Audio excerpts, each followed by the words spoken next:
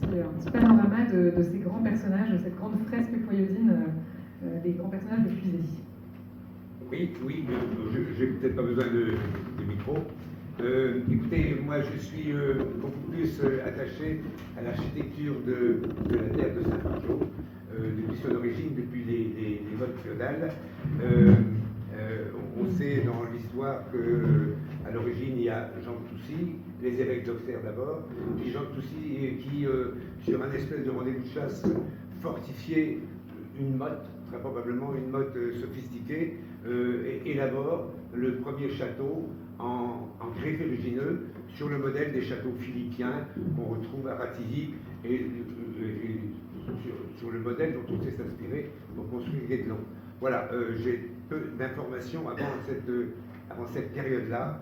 Les évêques d'Auxerre, la mode féodale, le véritable point de départ, c'est Jean de Toussy qui fait ériger ce château quadrangulaire, typiquement philippien, qui en fait se construisent, ce modèle se répand sur toute la France. Ce sont les éléments de défense qui sont sur des points stratégiques. Alors, Jean de Toussy donc fait construire ce château. La maison va se transmettre à un personnage. Je fais quelques ellipses parce que si on parle de tous les propriétaires, on ne va pas en finir. Je fais quelques ellipses. Un personnage extrêmement important, c'est ensuite Antoine de Chabannes. On saute au XVe siècle. Hein, on passe du XIIIe au XVe siècle. Mais ce qu'il faut bien savoir, tu en avais parlé tout à l'heure, c'est le rôle prépondérant des modes. Il y a une chartiste qui a fait une thèse il y a quelques années, qui s'appelle, je ne me souviens plus du nom, Madame Noyer. Madame Noyer, sur l'implantation des mottes en fusée. Et il y en a encore quelques très beaux vestiges, dont la plus belle est celle de Céphon. Et on en a une dans le parc de Saint-Fargeau, et on se rend compte qu'aux abords de l'an 1000, il y avait quelque chose de sidérant, c'est qu'on pense qu'on avait tout oublié de l'héritage des Grecs et des Romains qui construisaient de pierre et de bois, et nous on construisait de bois et de terre. Et en fait, les villages, les hameaux, pour se protéger quand il y avait des bandes de reîtres errants dans les campagnes, on ne trouvait pas mieux que de creuser un fossé circulaire, de mettre la terre au milieu, de faire une palissade en bois, des fossés extrêmement profonds comme on les voit, et qui dissuadaient les éventuels assaillants de faire un mauvais sort aux habitants du village. Donc on a ces modes, celle du parc, la mode primitive, qui est soi-disant construite sur un oppidum romain, bon, à prouver. C'était le château primitif. Jean de Toussy, donc lui, construit un petit peu plus dans ce qui sera le village de Saint-Fargeau, ce bâtiment ancré ferrugineux. Voilà. Alors ça c'est intéressant parce que on a parlé tout à l'heure du minerai de fer. Il y a encore énormément, on en a dans le parc, des tas de ferriers, parce qu'en fait, à l'origine, on n'exploitait que 5 à 10% du fer contenu dans les pierres. Et à l'époque des hauts fourneaux, au XIXe siècle, on a ramassé tous ces tas de ferriers qui comportaient encore 90% de fer, et on les a traités dans les hauts fourneaux. Mais il reste encore beaucoup vers chez toi. Chez nous, dans le parc, il y a un énorme tas de ferriers, de scories, donc extrêmement important. Donc ça, le rôle de la motte, c'est quelque chose de très important parce qu'on les trouve partout au musée et en France en général, mais il y en a de très belles. On imagine ce que pouvait être le rassemblement des habitants du hameau, l'angoisse dans cette espèce de fortin où ils faisaient le dos rond en espérant que les assaillants ne franchissent pas le fossé. Voilà. Alors, Jean de Toussy fait donc ériger ce château du modèle philippien au XIIIe siècle, et on fait une ellipse dans le temps, on passe au XVe siècle, le grand Antoine de Chabannes, chef des armées de Charles VII et Louis XI, personnage d'un tantinet sulfureux s'il en est, puisqu'on le taxait d'être chef-capitaine d'une compagnie d'écorcheurs, arrive à Saint-Fargeau, à des démêlés avec Jacques Coeur, puisque Jacques Coeur achète Saint-Fargeau. Antoine de Chabannes, le policier bien reprend Saint-Fargeau. Il y a toute une guérilla entre les éventuels futurs propriétaires, un procès finalement. On régularise la situation et Geoffroy Coeur s'installe à Saint-Fargeau. Et ce qui était très intéressant avec Antoine de Chabannes, c'est que à cette époque, il y a une révolution extrêmement importante dans la défense militaire, c'est l'apparition de la poudre au XVe siècle. Et les murs qui à l'origine faisaient 1 mètre, 1 mètre 50 ne sont pas suffisants. On ne résiste pas aux carreaux d'arbalète. Là, c'est des bombardes. Donc, avec Antoine de Chabannes, qui est un maître dans la défense militaire, on s'aperçoit qu'il va prendre à partir des tours tout le monde connaît Ratilly, des tours en grès ferrugineux de Ratilly, il va les chemiser d'un rang circulaire de 2 à 3 mètres d'épaisseur de brique. La brique qu'on fabrique sur place, puisque la brique c'est de la terre argileuse, qu'on cuit à 1200 degrés, donc il y a probablement des tas de petites fabriques de briques partout, il y a des millions et des millions de briques qui chemisent ces tours primitives. Alors elles sont merveilleusement bien équipées, puisqu'on a eu l'occasion de faire des fouilles archéologiques. On a découvert des chambres de tir, des arquebusières, enfin c'est quelque chose d'assez phénoménal. Et on est dans l'origine de Guédelon, puisque il y a quelques années, il y a 25 ans, il y a une équipe de castellologues, d'archéologues, menée par Nicolas Fauchère, qui est le grand spécialiste de fortification en France, et Christian Corbissier, et qui vient faire une étude justement sur les fortifications de Chabannes, et qui découvre, halluciné, que en fait, il y a à l'intérieur de ce château en briques roses, ce que jamais personne n'avait découvert, il y a un château en grès ferrugineux. Et donc, on le voit très nettement, nous, on a dégagé des chambres de tir, et on voit parfaitement le parement en grès ferrugineux, un tout petit vide sanitaire, et toute la couverture, le chemisage de 3 mètres, en briques très sophistiquées, je vous disais, avec des petites chambres de tir, avec des arcs en plein cintre, des arquebusières, enfin voilà. Donc ces deux archéologues, castellologues plutôt, font cette découverte, et je me souviendrai toujours, on était dans le salon de Saint-Fargeau, on était en train de boire un coup après leur journée de travail, et nous disent on va te dire quelque chose d'extraordinaire. Il dit à l'intérieur de ce château en briques, il y a un château en grès ferrugineux. Voilà. Et c'était quelque chose de phénoménal. Donc ils ont publié, ils ont fait leurs études, etc. Et là que prend naissance, voilà la... Et Guédelon est parti. Voilà. Alors moi, quand je faisais les chantiers de jeunes remparts, quand j'étais adolescent, j'ai toujours rêvé de construire, de partir ex nihilo et de construire un véritable château. Enfin, à l'origine, c'était un prieuré cistercien. Mais bon, un pas pour le château. Et donc je deviens hystérique et je leur dis, mais on va reconstruire ce château primitif en grès ferrugineux un peu sur le modèle de Ratilly, mais pas parfaitement quadrangulaire. Et alors je les sens très dubitatifs. Vous voulez, les scientifiques n'aiment pas se lancer dans des projets comme ça à l'aventure.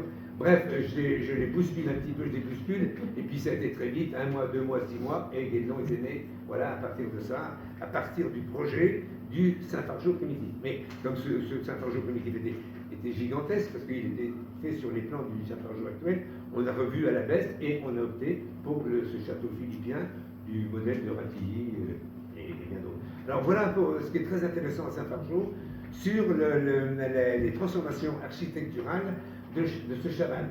Alors, Chabannes, il a sûrement écorché une quantité de gens, mais c'était un maître dans la défense militaire. Il a imprégné à Saint-Fargeau, et bien d'ailleurs, puisqu'il avait plusieurs terres, et ses défenses, il est à l'origine, par exemple, des galeries contre mines. Là, alors, je ne sais pas si malheureusement pas, le public ne peut pas aller à Saint-Fargeau parce que c'est dangereux, il y a des parties qui proéminent. Il a fait des galeries contre mines, c'est-à-dire que à l'époque médiévale, pour reprendre un château, on creusait des galeries, il y avait des explosifs, et on envoyait des mines. Et pour absorber la détonation, il avait fait des galeries contre mines qui absorbaient l'onde de choc et le rejetaient par les orifices, c'est-à-dire les archères, les arquebusières qui étaient disposés sur l'ensemble du chemin de défense. Donc ça, c'est quelque chose d'assez remarquable, surtout qu'il y a des petits arcs doubleaux, et c'est parfaitement maçonné, et c'est du 15e pur. Et c'est l'étude qu'avaient fait Corbissier et Fauchère lorsqu'ils sont venus à Saint-Fargeau. Donc on peut dire qu'Antoine de Chabannes est un grand personnage pour le château de Saint-Fargeau, pour l'architecture défensive, etc., la stratégie défensive, c'était un maître, entre guillemets, mais peut-être qu'on peut aussi se dire qu'il n'était pas forcément très aimé dans les campagnes de Puisée, du fait de ces écorcheurs qui écumaient la Champagne et la Bourgogne. Oui. Alors, bon, ça, c'est difficile, enfin, tu connais, tu sais, de trier, comment dirais-je, les documents, les connaissances exhaustives. Pardon, Michel, mais Pilou, chez nous, il s'appelle Pierre-Emmanuel. Oui. Oui, Ah, non mais je le dis maintenant, vous le savez, Oui. le maire de Tanner s'appelle Pilou de D'abord, et fermer la parenthèse, d'abord, une personne sur deux aujourd'hui le sait, donc c'est pas un scoop. Et ensuite, une personne sur deux a une dispense et a le droit de m'appeler comme ça. En dehors des conseils municipaux de ma commune. C'est terminé parce que maintenant ce sera monsieur le maire. Ouais, c'est ça. On continue. Donc voilà pour ce bon Chabannes. Alors je vous disais, c'est très difficile aujourd'hui. Il y a eu quelques études exhaustives, des thèses universitaires, mais de trier comment dirais-je, le côté légendaire et farfelu du 19e siècle où on abondait dans les histoires et la réalité stricte historique. Alors sur ce Chabannes, on sait qu'il a été chef d'une compagnie d'écorcheurs, mais c'est tout à fait romanesque ce truc-là, et qu'on écorchait des gens à l'époque. Voilà, couper la peau, voilà, pour leur soutirer leur fortune. Il a été chef des armées de Charles VII et Louis XI. Sous Charles VII, tout se passait bien parce que c'était le petit roi de Bourges. En fait, il faisait ça là. Quand Louis XI est arrivé au pouvoir, ça a changé complètement la donne. Il a dit, mon petit chaman, hop, on va se mettre dans le pli. Et il l'a mis en demeure de Saint-Salé à Saint-Fargeau, où il a terminé sa vie dans la plus grande dévotion, en faisant reconstruire l'ancienne église et en la dotant de 11 moines, de 11 chanoines supplémentaires. Voilà. Voilà pour l'aspect, comment dirais-je, la vie mouvementée, paradoxale d'Antoine de Chabannes. En parlant de légende et de on ne sait pas trop si c'est vrai ou pas, alors Jeanne d'Arc est-elle passée en fusée? Où est-elle passée? Quelles sont, on la croise dans les légendes de fusée, on la croise dans les plaques sur les rues. Jeanne d'Arc est passée ici. Donc, qu'en est-il? On a la maison Jeanne d'Arc à Saint-Fargeau. On ne sait pas, probablement. C'était dans sa pérégrination pour aller vers l'Est. Je ne pourrais pas vous répondre à la thématique. Non, c'était pour ouvrir le débat sur Jeanne d'Arc est-elle passée dans le gué de Mézy ou non? Voilà, les Mézillois vous diront oui, les autres diront non. Très bien. Donc Antoine de Chabannes finit sa vie dans la plus grande dévotion à Saint-Fargeau. Ouais. Quand il disparaît, qu'advient-il du château de Saint-Fargeau? Alors, on va faire pareil, une petite ellipse dans le temps. Il y a les maisons de Bourbon, Montpensier, etc. Et on arrive dans l'épisode de la Grande Mademoiselle, parce que aussi, avec Chabannes, grande transformation architecturale. Voilà. Elle arrive, la coquine, elle a pris partie des frondeurs parce qu'elle est folle amoureuse de Condé. Elle aurait dû tomber amoureuse de Turenne, mais il était déjà pris. Et donc, elle est folle amoureuse de Condé et elle va, vous connaissez l'histoire, jusqu'à faire donner le canon sur les troupes du roi du haut de la Bastille. Évidemment, Louis XIV apprécie moyennement son initiative. Le roi, son bon cousin. Et apprécie moyennement son entrevue. Et le soir même, nous dit Saint-Simon, qui est la commère de la cour, il la chasse à pied dans le train en lui disant « Foutez-moi le nom, princesse Hélène, vous avez fait donner le canon sur mes troupes, je vous sache ». La pauvre, elle est totalement désemparée, elle regarde à peu près tous ses biens, tous ses châteaux, et elle choisit Saint-Fargeau parce que c'est le plus proche de Paris, et elle espère rapidement rentrer en grâce. Seulement Saint-Fargeau est complètement abandonné, et ses mémoires nous disent qu'elle arrive ici un soir d'hiver 1652, le château est totalement en ruine, c'est dans ses mémoires, elle traverse une planche de la paille, c'est une véritable catastrophe, elle va loger dans un château du voisinage, mais on n'a pas la plainte à Bourgogne parce qu'elle a une fortune colossale, c'est quand même la troisième prétendante dans la succession au trône, et elle fait venir Louis Levaux, le frère de François, et ils sont dans la cour, et elle lui dit « Allez mon bon Levaux, reconstruisez-moi cette maison, qu'elle soit belle, grande, et que je puisse dignement y recevoir mes amis. » Alors ce Levaux, qui est très ingénieux, il est là sur une ruine médiévale. Alors Chabannes avait fait évidemment militariser les tours, mais tout ça était à moitié écroulé, les toits n'étaient pas entretenus, enfin c'était quelque chose d'effrayant. Et ce Levaux, eh bien, il va imaginer, il va dire on va pas s'embêter, ces tours qui sont pas belles, qui sont extrêmement massives, on va leur donner un peu de pente, on va les couler en ardoise, c'est beaucoup plus noble que la tuile des paysans, et on va les rehausser de petits tours d'inspiration byzantine pour leur donner un peu plus de légèreté. Puis il dit quant aux façades, qu'est-ce qu'on va faire? On va pas s'embêter à bidouiller, on va reconstruire un décor. Et il a reconstruit un décor 17e devant les murs du 15e siècle. C'est assez sidérant, quoi. Saint-Fargeau, c'est un peu une poupée russe. Et donc, c'est après Chabannes qui a militarisé Saint-Fargeau, la Grande Mademoiselle, elle, l'a rendu, a fait un Saint-Fargeau mondain qui pouvait recevoir du monde avec des grandes pièces, des grands salons. C'était quelque chose d'extraordinaire. Et donc, à Bourse-de-Lier, ce bon Levaux va reconstruire Saint-Fargeau, tout ce décor 17e avec ses grandes arcatures en plein cintre, ses petites fenêtres, il n'a pas occulté. Ce qui est très intéressant, c'est qu'on a retrouvé derrière le mur de Levaux du 17e tous les vestiges archéologiques du XVe siècle, les petites boursouflures, les décrochements, les queues d'aronde, etc. Enfin, c'est un musée vivant. Et je sais à chaque fois qu'on a des archéologues qui passent, c'est un véritable bonheur parce qu'il y a beaucoup de châteaux qui ont occulté, toutes les constructions antérieures pour coller au 19e siècle. On était champions. On foutait du plâtre partout, du staff, et il n'y avait même pas de galandage, et on était incapable de retrouver les vestiges archéologiques. À Saint-Fargeau, il y a ça, c'est quelque chose d'extraordinaire. Donc, cette grande mademoiselle, on est très content parce qu'elle va redonner à Saint-Fargeau toute sa splendeur. Elle espérait, elle croyait rester 6 mois en exil, manque de peau. Elle est restée de 1752 à 1757. Et comme on dit, elle s'emmerdait quand même à mort. Alors, elle a fait venir des chevaux d'Angleterre. Elle organisait des soirées, réceptions, des chasses, beaucoup de choses. Et elle a écrit avec son secrétaire Ségré. Elle a commencé à rédiger ses mémoires. Voilà. Mais elle s'ennuyait beaucoup. Et ce qui est très intéressant, ce qu'il faut savoir aussi, c'est que elle avait fait, c'était vraiment le goût si vous voyez Abraham Boss, qui est le grand illustrateur des décors du XVIIe siècle, qui a fait des études dans tous les hôtels du Marais. En fait, il y avait d'énormes salons. Rendez-vous compte qu'elle avait une chambre d'hiver, une chambre d'été et une chambre d'apparat. C'est incroyable. C'est quelque chose d'inimaginable. On avait vraiment des salons avec comme on pouvait être au XVIIe, des grands décors avec des corniches à modillons, des trompe-l'œil partout, des tapisseries, etc. Et on a retrouvé dans un chantier de fouilles des fragments de très jolies porcelaines de moustier très épaisses et des morceaux de tapisserie des Flandres, parce qu'il y a eu malheureusement 2 incendies terribles au XVIIIe et au XIXe siècle. Et ces incendies, principalement celui du XVIIIe siècle, a totalement ruiné les décors intérieurs de Levaux. Totalement, il ne restait plus rien, puisqu'au XIXe siècle, on va y revenir après.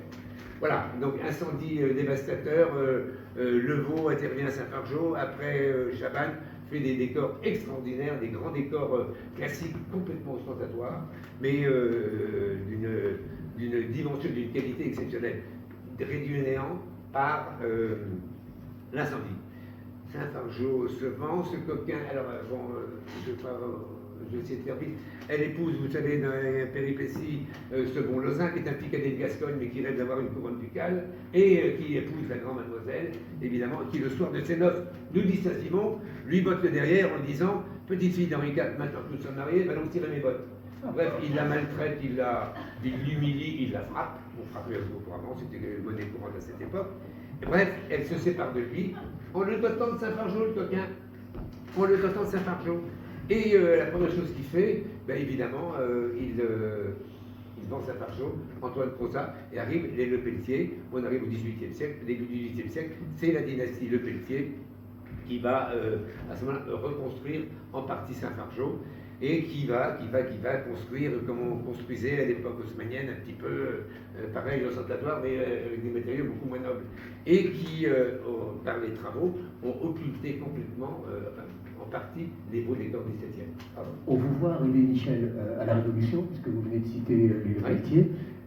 Juste avant d'abattre les droits féodaux, Saint-Fargeau est le seigneur de la Puisaye, le propriétaire de Saint-Fargeau est le seigneur de la Puisaye, ou il se revendique seigneur de Puisaye.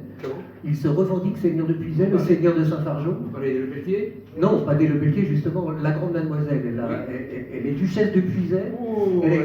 Qui revendique le pouvoir en Puisaye? Est-ce que c'est le seigneur de Saint-Fargeau ou est-ce que c'est quelqu'un d'autre? Bien sûr, puisqu'elle a droit de haute, moyenne et basse justice. D'accord. D'ailleurs, il y a elle peut faire condamner des gens à mort si elle le souhaite. Et on est en Bourgogne à cette époque-là, ou on est en Champagne, ou on est en Île-de-France? Non, on est en Bourgogne. On est déjà en Bourgogne. Oui. D'accord. Ah, un historien. On viendra aux questions après. Mais le côté fier d'être bourguignon, oui. Oui. Il faut voter pour. D'accord. Oui. Donc voilà, je connais les grandes transformations architecturales, Jean de Toussy, Lamotte, Antoine de Chabannes, c'est vraiment la poupée russe. C'est vraiment la poupée russe. Et puis les Lepelletier qui vont rajouter tout le côté, alors 18e et 19e, puisque re-incendie en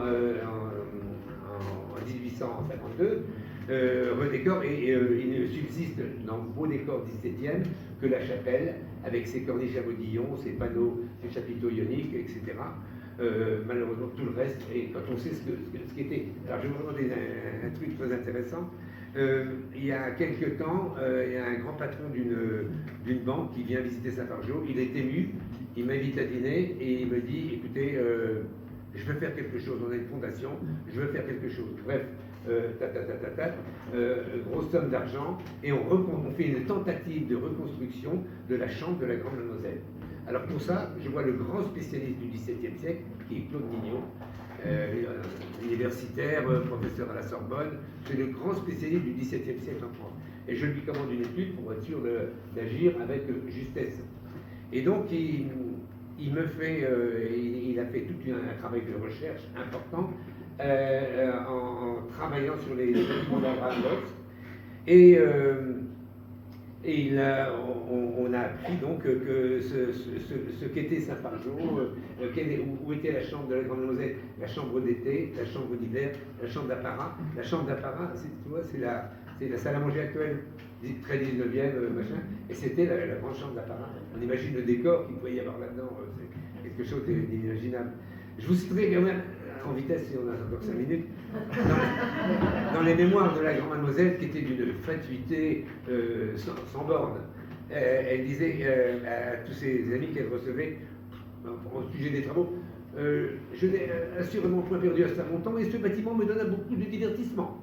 Je n'ai pu faire davantage, car je n'ai fait que raccommoder une vieille maison qui avait cependant quelque chose de grand, quoique elle fut bâtie par un particulier. C'était toutefois un surintendant des finances sous Charles VII, faisant allusion à Gercoeur, évidemment, qui avait consolidé Saint-Fargeau. Ce que je oublié de vous dire, c'est qu'elle était la descendante très compliquée indirecte d'Antoine de Chabannes, la Grande Mademoiselle, par les maisons de Bourbon-Montpensier. Donc c'est Lepelletier font ce travail, construisent des efforts, consolident Saint-Fargeau, mais n'ont pas, après l'incendie malheureusement de 1852, n'ont pas les moyens de refaire tout le château. Les pauvres, ils sont épuisés, donc ils refont les parties que vous connaissez, qu'ils visitent, et le reste, nous, quand on est arrivé, était terminé. Et la toiture tenait à peu près, mais il n'y avait plus de niveau de la cave au grenier. Voilà. Voilà ce que je peux vous dire sur les grandes transformations architecturales de Saint-Fargeau. Ces deux malheureux incendies. Bon, je passe, parce que c'est un petit peu long, sur le côté régicide, la toile de David, etc. On peut en dire deux mots peut-être sur ce grand mystère de la toile de David et de Saint-Fargeau, et puis sur l'impact, parce que finalement l'impact aussi de ces grands propriétaires de Saint-Fargeau, que ce soit la Grande Mademoiselle, les Lepelletier, Louis-Michel Lepelletier de Saint-Fargeau, est-ce qu'ils ont eu un impact sur la puisée aussi? On sait que Louis-Michel Lepelletier a donc eu un impact sur la Révolution française, je pense qu'on peut en dire deux mots, ça peut intéresser, mais est-ce qu'ils ont aussi eu un impact sur, par exemple, pour son cas à lui, sur l'ambiance de la Révolution puisée? Est-ce que Saint-Fargeau a été épargné, entre guillemets, grâce à ces combats? Oui, je pense. Alors, bon, Lepelletier, qui était le petit-fils du propriétaire Louis-Michel Lepelletier de Saint-Fargeau, a eu l'idée saugrenue de rejoindre les rangs des montagnards et voter la mort du roi. Son vote a été décisif, puisque on peut dire que c'est lui qui a envoyé Louis-XVI à l'échafaud. Bien. Imaginez dans un gouvernement révolutionnaire un aristocrate qui vote la mort du roi, ça devient un véritable héros de la nation. Son corps est exposé en place publique, et il est installé au Panthéon. Et malheureusement, le peintre David fait une toile le représentant sur son lit de mort, qui est l'exact pendant de la fameuse toile que nous connaissons tous de Charlotte Corday, assassinant Marat dans sa baignoire, qui est au musée des Beaux-Arts de Bruxelles. Et l'assassinat de Lepelletier par le garde du roi. Le garde du roi qui s'appelait Paris. Par ce bon Paris, eh bien, était l'exact pendant de la toile de. Donc, mais vous imaginez que pour la famille, c'était l'opprobre total. Un rejeton qui vote la mort du roi, bon, on n'est pas dans la tradition légitimiste. Donc, on a cherché à faire, les Pelletier de Rochefondé, à faire disparaître toute trace de cette aventure tragique. On ne voulait pas en entendre parler. C'était le sujet tabou dans les films. Même récemment, Henri d'Ormesson nous racontait que, encore dans certains dîners de famille, c'est un sujet qu'on n'abordait jamais. Et cette toile, donc, qui était un témoignage vivant des écarts de M. Le Pelletier, a été rachetée par la famille à prix d'or à David, en vue de la faire brûler, de la faire disparaître. Mais les héritiers prenant le projet scélérat intentent un procès à la famille. Bref, on doit garder cette toile en état de conservation. Mais on ne veut pas en parler. Alors, la toile a été déposée, soi-disant, roulée dans un cylindre de plomb et emmurée peut-être à Saint-Fargeau. Là, on est dans l'expectative totale. Voilà. Et Michel, à la Révolution, il se passe quoi? Alors, à la Révolution, il ne se passe rien parce que Le Pelletier, de par ses positions, a sauvé son château. Alors, le problème, c'est qu'on ne sait toujours pas au jour d'aujourd'hui, on a eu des études universitaires très pointues là-dessus, s'il avait agi par conviction sincère ou par opportunisme. Voilà. Il a été le premier, quand même, à renoncer à ses droits seigneuriaux. Mais quand on voit ce qu'étaient les droits seigneuriaux à la fin de l'Ancien Régime, c'était peanuts. Bon, bref, on ne sait pas. Mais enfin, on savait quand même que c'était un gros radin parce qu'on a retrouvé des comptes de travaux et où il venait, quand il arrivait de Paris, il réunissait dans les trous de nez toutes ses gardes, etc. Comment se fait-il qu'il manque ça, 2 bœufs n'ont pas été vendus, la coupe de bois n'est pas très régulière? Un bon gestionnaire. Voilà, un bon gestionnaire. Il était très, très, très attaché à ça. Alors, il y a un peu une dichotomie entre le fait d'être très près de ses sous et de dire faites et causes pour le peuple, allons-y, voilà. Bon, on est dans l'expectative. Voilà. En tout cas, pour les grandes transformations architecturales, voilà ce que je voulais dire.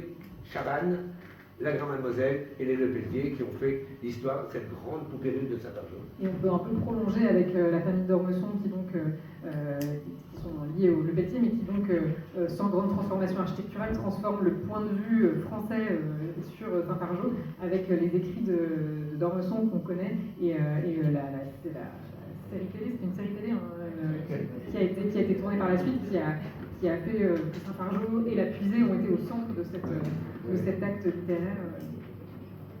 Parce que Ormesson passait ses étés d'enfance à Saint-Fargeau. Oui. Et il a amené par par les belles lettres, par la littérature, ce qu'ils n'ont pas pu amener par les moyens financiers. Voilà. Merci beaucoup, Michel.